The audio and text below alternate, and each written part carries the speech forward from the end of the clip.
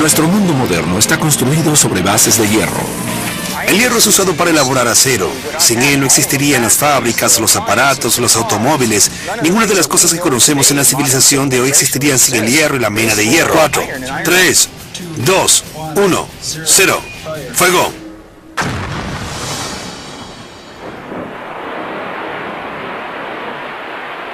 Grandes camiones de remolque cargan la roca explotada a la planta procesadora. Aquí obtenemos el mineral. Lo colocamos en esta trituradora. Es un cono giratorio gigante que da vueltas lentamente. Al dar vueltas, aplasta el mineral contra las paredes laterales. Lo reduce de tamaño a 6 pulgadas menos que esto. A partir de aquí, el proceso incluye reducir las rocas a pequeños materiales de manera que el hierro magnético pueda ser extraído. Del triturador, la roca pasa por una serie de molinos dentro de la planta procesadora. El primer paso de la trituración es el llamado molino de roca. Lo que hacemos allí es introducir la mina aplastada, agregar agua para darle una forma aguada. Es solo una mezcla de agua con el material del suelo. Todo nuestro proceso se hace húmedo. Tenemos que mezclar agua con cualquier material que tengamos que transportar. Luego alimentamos estos grandes molinos que giran. Luego colocamos unos rodillos trituradores gigantes de unos 10 centímetros de diámetro y 51 centímetros de largo. Al tiempo que los rodillos dan vueltas con los giros del molino, pulverizan el mineral hasta convertirlo en uno más fino. Luego la mezcla aguada atraviesa el primer conjunto de separadores magnéticos que atraen partículas con una fuerza 100 veces mayor que el magneto dentro del refrigerador de su cocina. Los separadores magnéticos son grandes tambores giratorios que tienen imanes permanentes adentro. La porción magnética del material es recogida y luego separada de la parte no magnética. Estas partículas son luego enviadas a molinos de esferas que luego las trituran hasta lograr una consistencia de polvo facial. Utilizamos esferas trituradoras de unos 4 centímetros que son colocadas dentro del molino mientras giran. Muelen el mineral mucho más finamente. Luego el material, que no está listo aún, pasa por una serie de separadores magnéticos. Al final surge un producto concentrado con 67% de hierro. En este punto comenzamos a añadir un poco de piedra caliza y dolomita de nuevo al proceso para hacer unos perdigones muy especiales para nuestros clientes. El hierro entra a los altos hornos en la forma de estos perdigones. Pero primero el concentrado debe ser secado. En esa planta utilizamos secadores de disco al vacío que aspiran la humedad del concentrado mojado. Una explosión de aire afloja las partículas. El concentrado se coloca luego en lo que llamamos discos de pelota. Los discos giran y creamos estos perdigones que llamamos pelotas verdes. Luego los perdigones son cocinados en un horno de alta temperatura. Este es un horno de unos 79 metros donde los perdigones son cocinados a 1300 grados Celsius y luego enfriados cuando salen del proceso. Los perdigones tienen que endurecerse hasta lograr cierta dureza de forma que puedan resistir el transporte que se realice desde aquí hasta el alto horno. Los perdigones tienen ahora más de 60% de hierro. Cuando los perdigones salen del horno están muy calientes y cuando caen en la pila que tenemos detrás todavía están a unos cientos de grados. De aquí los perdigones se montan en vagones y se envían a Lake Superior. De allí los perdigones son cargados en barcos, en los que comienzan su viaje a los altos hornos al sur del lago Michigan. Es un horno de cuba, es decir, un horno de gran altura y pequeño diámetro. En la parte superior del horno se encuentra el tragante, el elemento que permite la entrada en el interior del horno de todo lo necesario para producir arrabio, es decir, mineral de hierro, carbón de coque y fundente, piedra caliza. Este tragante dispone de una válvula que impide la salida a la atmósfera de los gases del horno. En la parte superior de la cuba se encuentra la boca.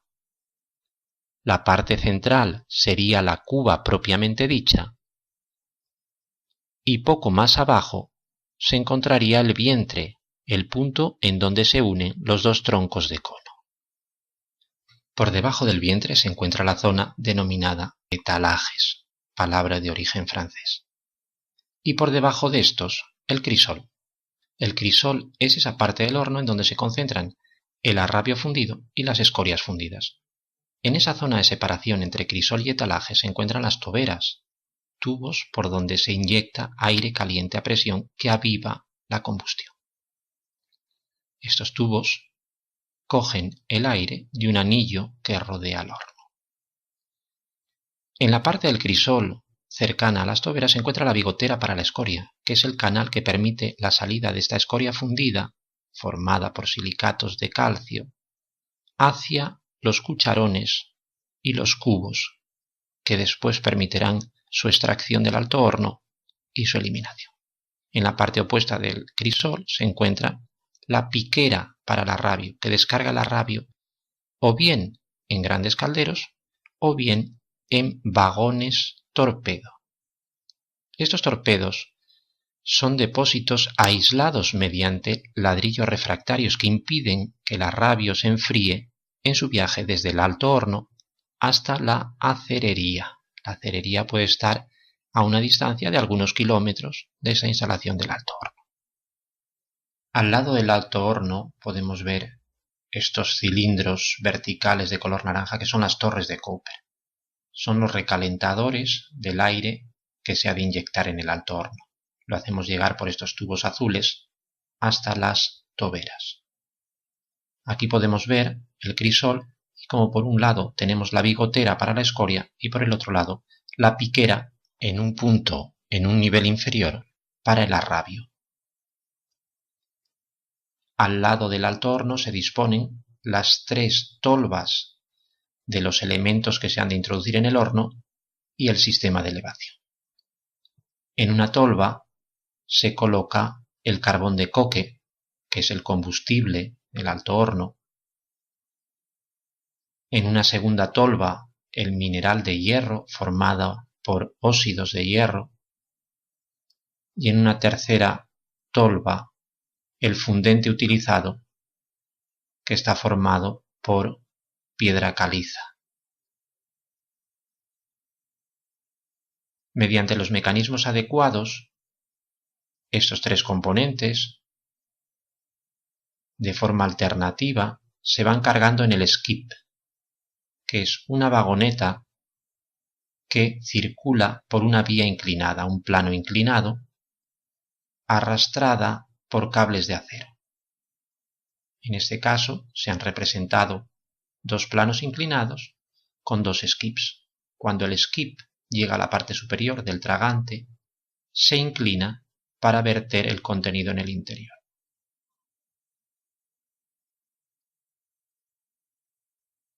En la parte superior del horno, en un nivel inferior al tragante, junto a la boca, están los tubos de salida de gases. Estos gases de alto horno, aparte de estar calientes, tienen gases combustibles que permiten calentar el aire de entrada en el alto horno mediante las llamadas torres de Cooper. En el interior de estas torres se queman los gases que se envían a una chimenea que no está aquí representada y a la vez transfieren este calor al aire que se introducirá mediante las toberas en el alto horno. Unos dispositivos adecuados, unos compresores, envían este aire hacia las toberas a una presión inferior a 2 atmósferas, normalmente en torno a 1 atmósfera. Este aire permitirá avivar la combustión. Aquí podemos ver cómo las toberas se encuentran en un punto ligeramente superior a la bigotera que permite la salida de la escoria fundida. A continuación, pasamos a describir la obtención de los diferentes materiales que utiliza el alto horno, el carbón de coque, los pellets de mineral y la caliza. Para obtener una tonelada de arrabio, de hierro fundido, necesitamos 1500 kilogramos de mineral, 750 kilogramos de carbón de coque y 225 kilogramos de piedra caliza. Todos estos materiales se han de introducir a través del tragante en el horno mediante los skips que ya hemos descrito o las cintas transportadoras. Cada 10 minutos poco más o menos se introduce una carga de mineral, de coque o de piedra caliza. El mineral de hierro más utilizado es la hematita, óxido de hierro. El carbón de coque, por su parte, se forma con carbón que se ha destilado en hornos adecuados.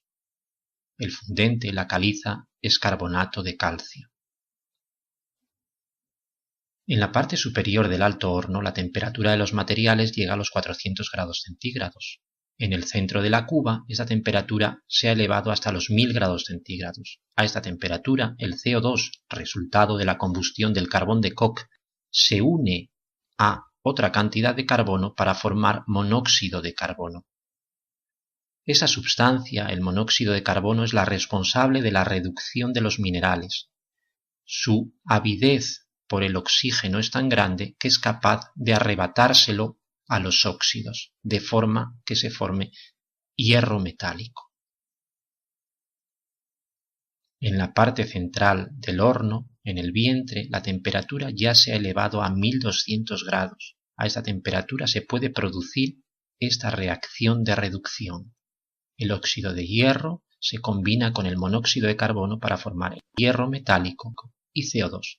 CO2 que de nuevo se recombinará con más carbono para formar de nuevo monóxido de carbono. Parte del carbón del coque se disuelve en el hierro metálico formando ese 2-4% de carbono que contiene la radio. When does forging not involve fraud? When you're talking about metal. Many industrial machines contain steel parts that have to withstand great stress. The metalworking method that produces the strongest steel parts is forging. Heating the metal, then forming it to the required size and shape.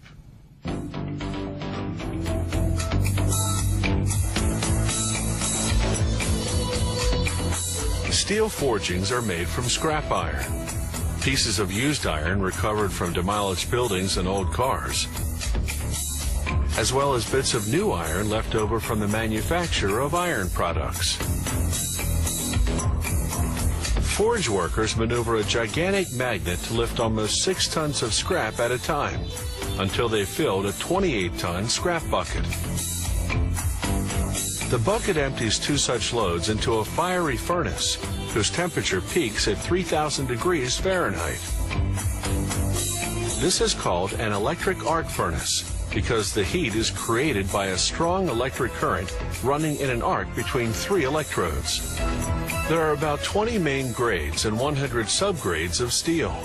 They're produced by adding specific metals or non-metallic chemical elements such as aluminum, nickel, chromium, vanadium, manganese, carbon, and molybdenum. They also add the mineral fluorite to help fuse the metals, some of which are in the form of blocks called ingots. Throughout the 3.5-hour meltdown, they test and adjust the chemical composition. They try to attain the lowest hydrogen, oxygen, nitrogen, and sulfur levels, the key to producing strong, high-quality steel. Then they pour the sizzling molten metal into a 50-ton ladle that's lined with heat-resistant brick. They add aluminum and lime to chemically counteract oxidation, rusting caused by air exposure. Now they cast an ingot, a block of steel that they'll shape into a forging. The molten metal flows out the bottom of the ladle into a mold below.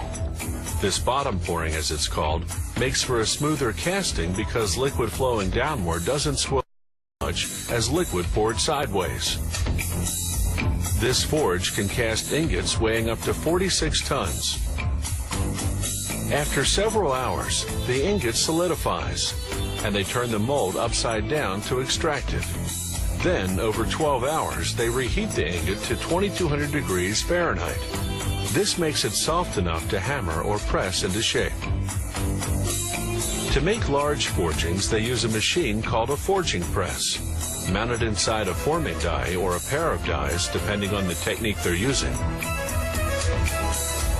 The press applies thousands of tons of pressure, crushing the ingot and forcing it against the die. The steel is quickly oxidizing with all this air exposure. They use a high-pressure water gun to remove the scales of rust. An ingot often passes through a die several times or through a series of dies arranged in sequence. Each pressing forms the metal bit by bit into the final shape. Metal is composed of microscopic crystals. Squeezing it in a press bends these crystals, destabilizing the metal structure. But reheating the metal creates new crystals to replace the deformed ones. This restabilizes the structure, and because the new crystals are smaller, makes the metal stronger than before. That's why finished forgings require heat treatment in what's called an annealing furnace. They heat for a day or two depending on the grade of steel. Then they soak in a water and chemical bath for about 5 hours. This strengthens the steel even more. Finally, workers mount the steel forgings on lathes and milling machines. They remove the rust scales that form during heat treatment, then precision machine the forgings into what the client ordered. Usually industrial parts such as rotors, spindles, and shafts. Many factories prefer to buy forgings in the shape of blocks or bars and machine the parts themselves.